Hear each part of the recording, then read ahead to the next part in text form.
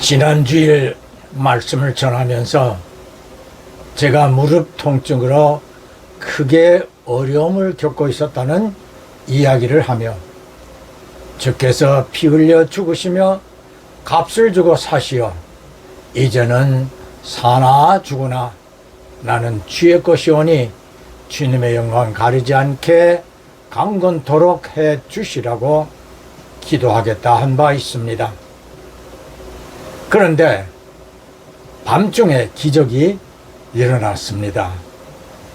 통증으로 잠에 들지 못하던 중에 통증이 있는 허벅지와 엉덩이 부분의 근육에 지압을 하면서 애타는 마음으로 하나님께 기도하였습니다.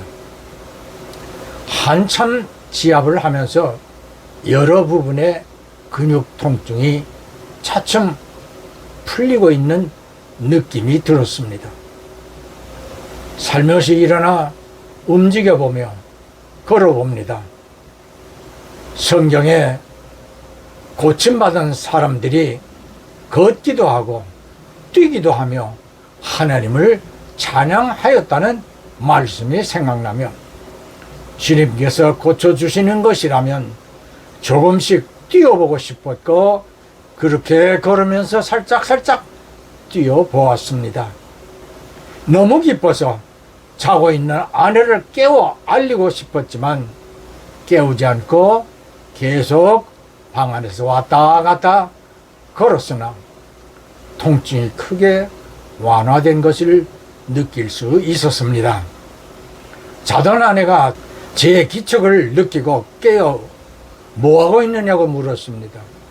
그래서 통증이 크게 완화되어 걸어보고 있는 중이라 대답하였더니 놀라면서 일어나 불을 켜고 방 안을 오가며 걷고 있는 나를 얼싸 안으면서 할렐루야 소리를 쳤습니다. 나는 아내가 보는 중에 다시 살짝 뛰어보았습니다. 그리고 서로의 손을 잡고 소리 높여 하나님의 크신 은혜를 감사하였습니다. 3개월 동안의 통증으로 힘들었던 날들의 기억들이 한순간에 잊혀지는 것 같았습니다. 그동안에 외국 어린 나이에 Oh, how I love Jesus 찬양을 내렸습니다. 그리고 제 이야기를 담은 것 같은 찬양인 힘을 내세요, 힘을 내세요. 주님이 손잡고 계시잖아요. 곡을 대신하여 오늘 올렸습니다. 많은 사람들이 고난이나 고통을 받게 되면 하나같이 하는 소리가 하나님 왜 하필 저에게 이런 일이 일어나야 하나요? 라는 원망 섞인 항변을 한답니다. 그러면서도 예수를 믿는 성도들은 언제나 하나님께서 함께 하심을 믿는다고 말합니다. 그래서 앞에 찬양에서 말하기를 힘을 내세요, 힘을 내세요. 주님이 손잡고 함께 하시잖아요. 주님이 함께 하심 믿는다면 당신만은 힘을 내고 일어서세요. 지난 여러 달 통증으로 고통 중에 과연 내가 주님이 함께 하신다고 확신하며 믿음으로 힘을 내고 있었던가? 이 찬양을 들으며 오히려 부끄러운 마음이 들기도 하였습니다. 주님이 함께 하시며 동행하셨고 대화를 하시고 격려를 하시었음에도 우리는 그 사실을 의식하지 않고 있습니다. 오늘 말씀의 제목을 예수님 내 이름 아시죠? 라고 한 까닭이 그 의미가 포함되어 있기 때문입니다. 사랑하는 성도, 형제, 자매 여러분, 대부분 우리가 동행하는 사람은 아는 사람이며 동행 중에 서로의 이름을 불러가며 대화를 하지 않습니까? 이름도 모르는 사람과는 거의 동행하지 않습니다. 저와 여러분을 주님께서 다 알고 계실 뿐 아니라 언제나 우리와 대화하시며 우리의 이름을 수시로 부르고 계신답니다. 기적의 그날 밤에도 통증 속에 저희 손을 꼭 잡으시고 제 손과 함께 제 아픈 부분을 주님은 같이 지압을 해주시며 요셉아 나는 너를 치료하는 하나님이니라 말씀하셨습니다.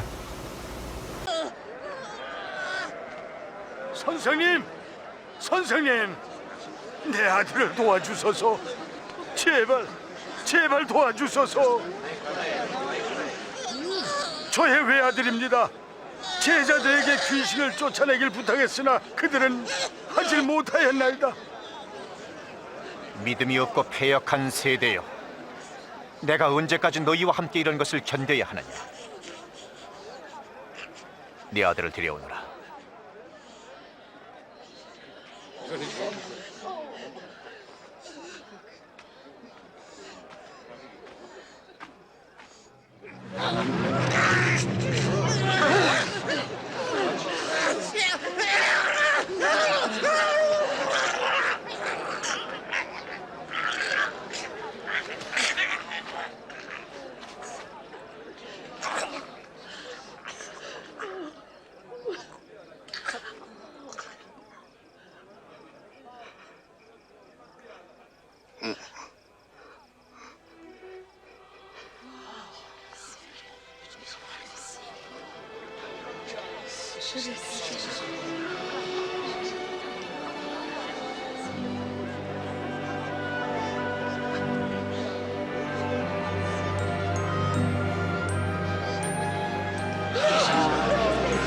얼굴도 깨끗해졌잖아.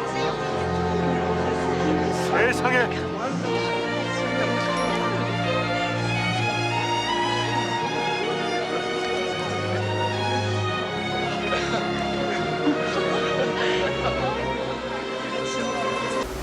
지금 보신 영상은 마태복음 17장 14절로 20절에 귀신이 들려 간질병으로 고통 중에 있던 한 청년을 귀신을 꾸짖어 내어 쫓아 고쳐주신 이야기입니다.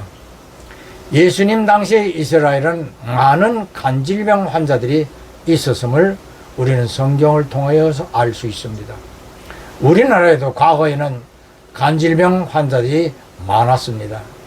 이 병을 우리말로 지랄병이라고 합니다. 예전에는 농촌에서 욕을 할 때에 지랄하네, 지랄하지 말아라 라고 하였습니다. 우리 성도들은 은혜되는 말을 하라고 성경은 말씀하였으나 이러한 말은 욕이 아니더라도 하지 않아야 할 것입니다. 어쨌든 이 청년은 어릴 때부터 귀신이 들려 간질로 고통을 당하였는데 귀신은 이 청년을 불속이나 물속에도 들어가게 하며 고통을 받게 하였습니다. 이 청년이나 부모의 입장으로 본다면 왜 하나님 내 아들에게 왜 나에게 이런 고통을 줄 수 있느냐고 항변하지 않았을까요? 이날도 간질병이 발작하도록 귀신이 조종하였겠지만 그 시간은 예수님을 만날 수 있는 은혜가 기다리고 있었습니다. 제 생각으로는 예수님께서 이미 자신을 기다리고 있을 이 청년과 그의 아버지를 이미 알고 계셨을 것으로 봅니다. 그리고 귀신이 그를 조종하고 있음도 알고 계셨기에 귀신을 꾸짖으시며 귀신이 청년에게서 떠나가게 하신 것입니다. 이 영화의 앞장면은 예수께서 갈릴리를 건너 거라사 지방으로 가실 때에 악령들은 광풍이 크게 일어나게 하여 항해를 방해하였습니다. 왜냐하면 거기에는 쇠사슬로 묶인 채 무덤 지역에 버려진 군대 귀신 들린 사람이 있었기 때문입니다. 예수께서 그곳에 가실 때에 어떤 특별한 사유가 있었다는 기록이 없고 그곳에 가 그 귀신 들린 사람을 고쳐주실 것을 악령들은 이미 알고 그 행로를 방해하였을 것이나 광풍을 향하여 예수님은 바람아 잠잠하라 말씀하시어 광풍이 잠잠하게 되자 이를 본 제자들은 어찌 말씀으로 미치게 불던 광풍까지도 순종하게 하는가라며 두려워하였습니다. 결국 거라사에 가서 군대 귀신 들린 자를 만나 귀신들을 인근에 있던 돼지떼에게 들어가게 하여 놀란 돼지떼는 갈릴리 물속으로 뛰어들어가 몰살되었습니다. 예수님은 그 사람을 만나 네 이름이 무엇냐고 먼저 물었습니다. 그는 많은 군대 귀신들이 집단으로 들어가 있어 자신의 이름을 군대라 답함으로 사실상 악령의 정체를 밝히려고 하셨습니다. 다시 말하자면 예수께서는 이 사람의 이름은 이미 알고 계셨다고 볼 수 있겠지요. 하나님은 창조전에 이미 창조 설계를 준비하시고 그 설계 속에 세상 마지막 날까지 모든 인간의 출생과 사망에 대한 계획도 포함하고 있기 때문에 오늘 우리는 우리 이름을 이미 알고 계시는 하나님의 계획에 따라 인생을 살고 있다는 것입니다. 출애굽기 25장 40절과 26장 30절에 너는 삼가 이 산에서 보여준 설계도대로 성막을 지을지라. 그리고 모세는 하나님이 보여주신 이 설계도대로 성막과 성막에서 쓸 모든 기구들을 제작하였다고 하였습니다. 역대상 28장 19절에 다윗도 성전 건축의 양식을 하나님이 보여주시어 알게 된 대로 솔로몬에게 건축하게 하였습니다. 저와 여러분의 이름을 아시고 오늘 주께서 불러주십니다. 예, 아멘, 할렐루야.